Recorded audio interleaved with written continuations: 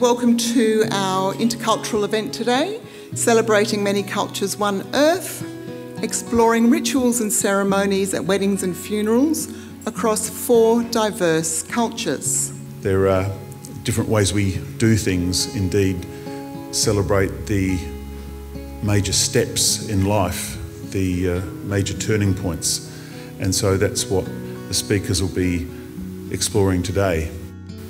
Our nations of Australians have many cultural identities.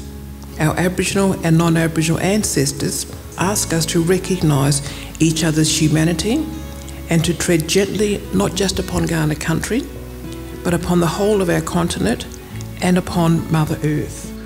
And as you may know, Hindu wedding is really colourful with lots of music and food, and it takes a long time to go through that process. So it's about 3 to 4 days of the ceremony.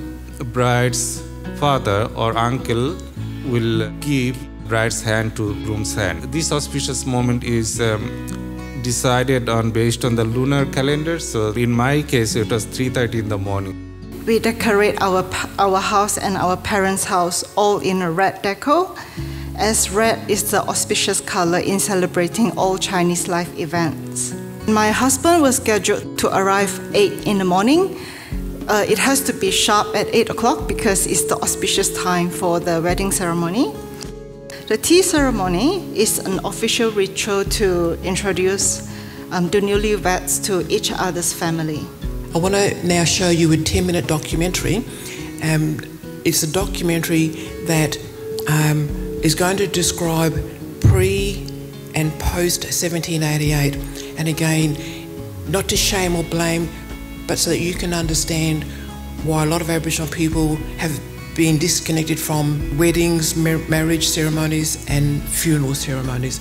The little documentary brings us all the way into modern Australia. For the most Mexican family, a wedding is a reason for a big celebration. That is the ideal excuse for a big party. The bride carries the weight of 8 traditions and superstitions. When leaving the ceremony, guests throw rice to the newlyweds as a sign of prosperity. In very, very broad terms, the purpose for smoking ceremonies around funerals was to help send the spirit of the dead person up to the spirit world to sit with the ancestors.